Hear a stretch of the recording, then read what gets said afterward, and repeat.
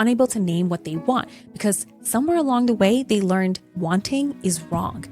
You might be physically safe, but are you psychologically safe in your own family? This is such a ridiculous thing to even be asking, which just shows how much the lack of self-worth has been normalized within the Desi community. Giving reassurance before validation is it's like dropping jeera into cold oil. Nothing happens, right? The tadka only works once the oil is hot.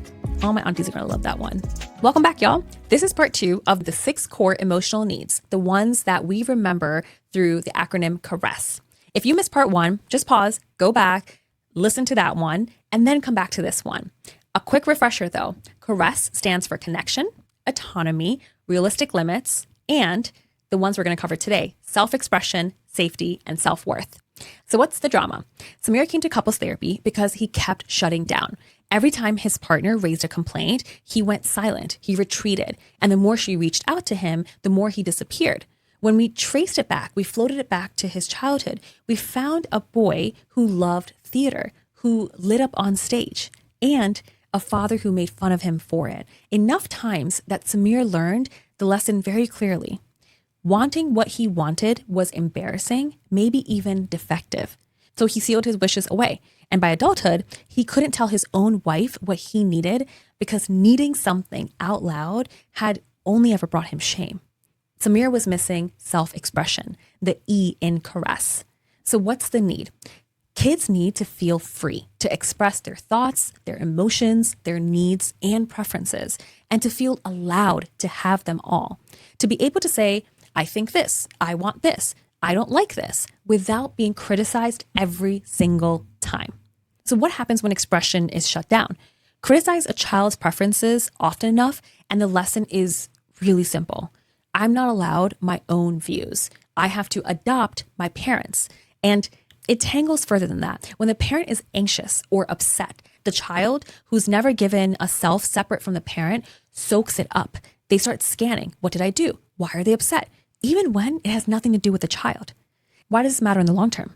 The freedom to think your own thoughts is what lets a person hold opinions that differ from their parents. That's not rebellion. It's critical thinking. And it's essential because kids eventually have to hold their own at school, at work, in relationships. We all know that person who runs everything by their parent. Every decision is filtered through their mom or dad's view of the world. And on the surface, it looks really sweet. Underneath it, it quietly limits them. They never built their own lens, never developed the ability to say what they believe. Now, how does this show up in Desi families? In my practice, it looks like people pleasing. And I see a lot of Desi patients express this as a struggle of theirs. And like Samir, they carry this quiet belief that I'm bad for expressing myself. And what's ironic here is what brought him in, he's married now. He's in a relationship that requires him to voice his need. And the moment that he does, the shame just floods in and he has the belief, the thought that he's just too much. And remember when we talked about conditional regard in the last episode? There is a related thread here that explains why the guilt is so physical, so immediate. When approval was conditional, when the wrong thought or feeling cost the child their parents' warmth, kids learn to suppress rather than express.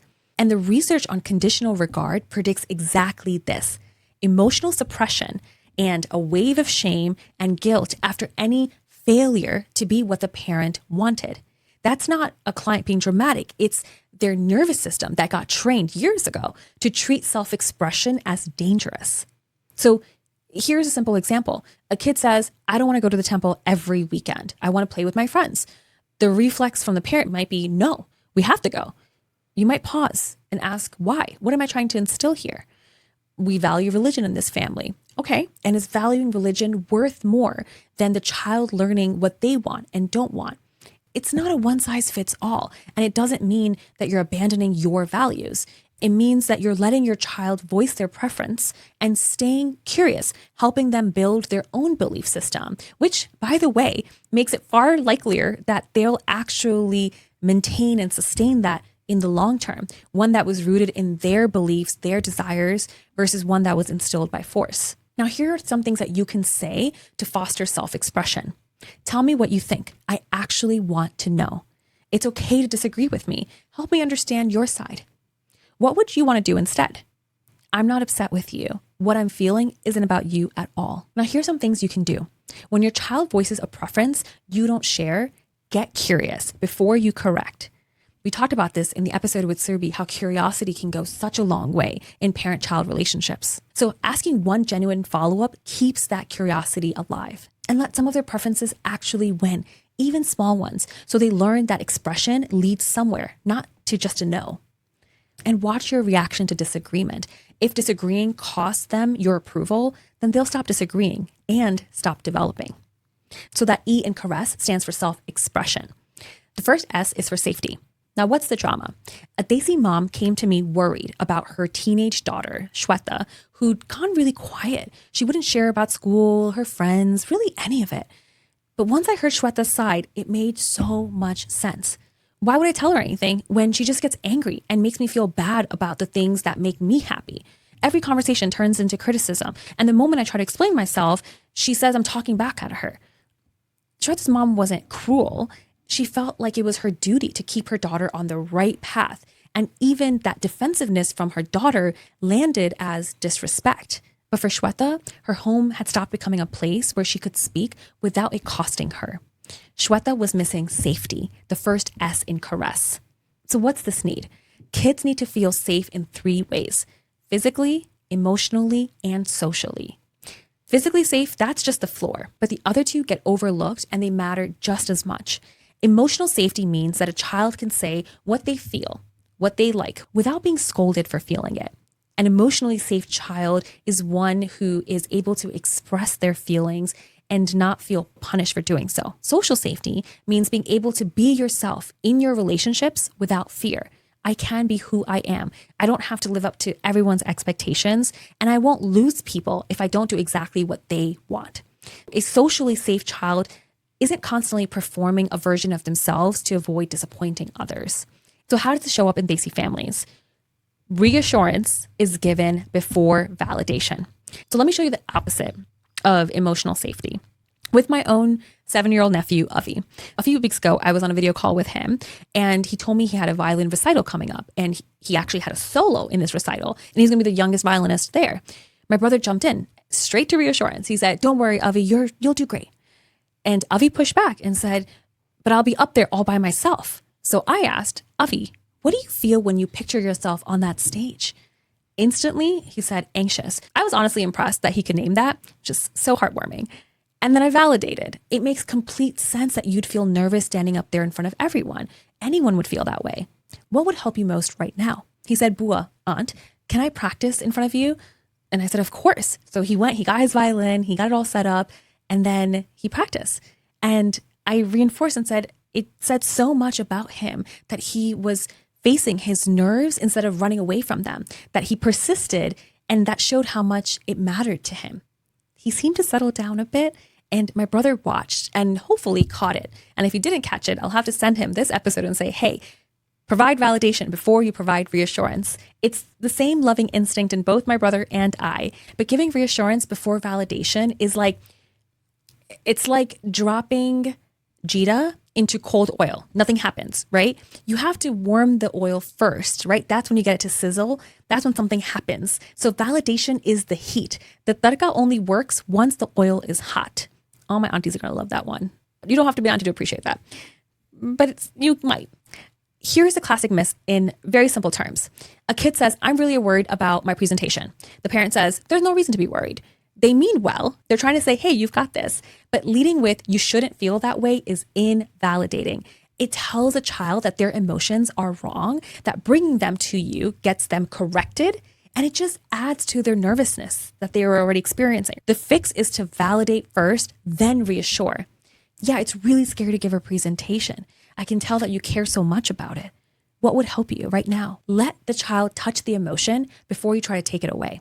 And by the way, validation isn't agreeing that the worst thing is going to happen. It's confirming that the feeling makes sense. And once a feeling is seen, the intensity goes down naturally. And decades of work, going back to John Gottman, draws a line between 2 reflexes: emotion coaching, treating a feeling as a moment for connection, naming it, sitting with it, and emotion dismissing, treating it as unimportant or something to shut down. which is exactly what there's no reason to worry does. A recent meta-analysis found that when parents skip to problem solving without validating first, kids don't feel their emotion was accepted and read the whole response as unsupportive, even when the parent meant well. Over time, dismissing is linked to weaker emotion regulation and more anxiety and depression. It's the same loving parent. It's the same 30 seconds, just a different opening line.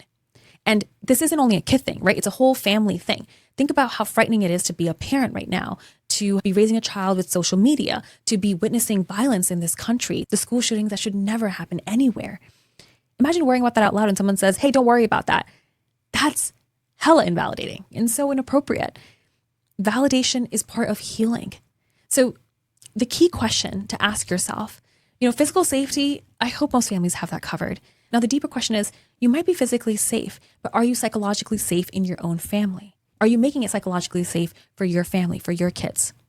So here's what to say to create safety. That sounds really hard. It makes sense that you'd feel that way. You're allowed to be scared. I'm right here. Tell me what's going on. I'm not going to be mad at you for it. You don't have to be anyone but yourself with me. Now, here's some actions you can try to instill safety. Validate before you problem solve. Order matters here. Make them feel seen first and then potentially provide a solution. And don't punish the messenger. If you scold a child every time they bring something to you that's difficult, they're going to stop bringing hard things to you, and then you lose that window to help and make disappointing you survivable. A child who can let you down and find the relationship is intact is a child who feels safe. So far we've talked about self-expression and safety. Now it's time to talk about self-worth. What's the drama? Karan comes to couples therapy because his partner was done, was fed up. He was never home. He was barely seeing the kids. And Karan's explanation was, well, I'm ambitious and ambition comes with costs.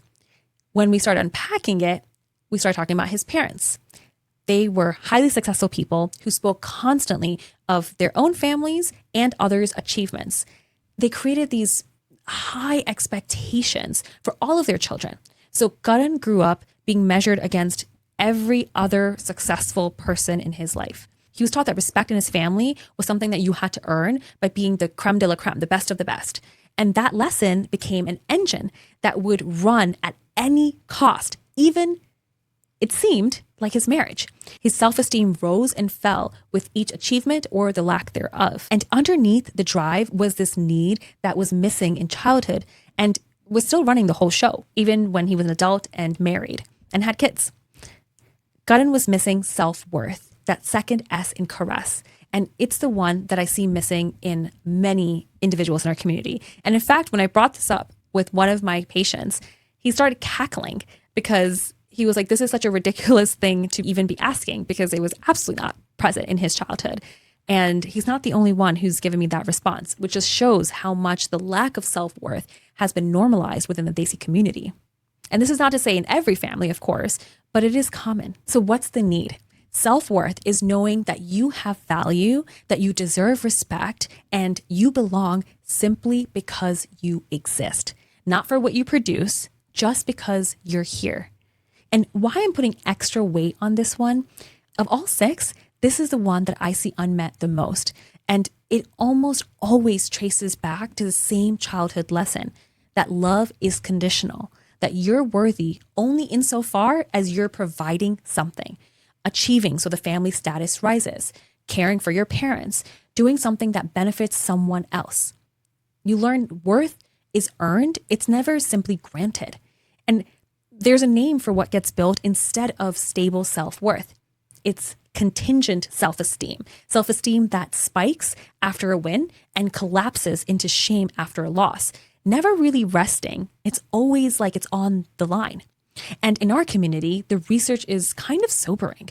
Studies on South Asian families describe a culture that equates success with prestige and steers kids hard toward medicine, law, and engineering while discouraging emotional openness.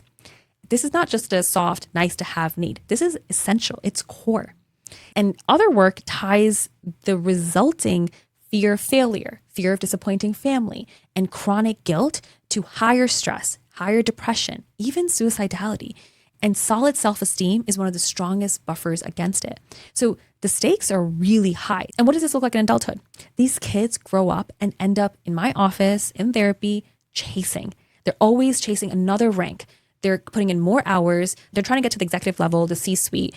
Nothing's wrong with ambition. That's not what I'm saying here. The problem is that engine, that driver underneath. It's not that I love the work. It's unless I earn it, unless I get that approval, that dopamine hit, I'm somehow wrong. I don't have value. I don't have any worth.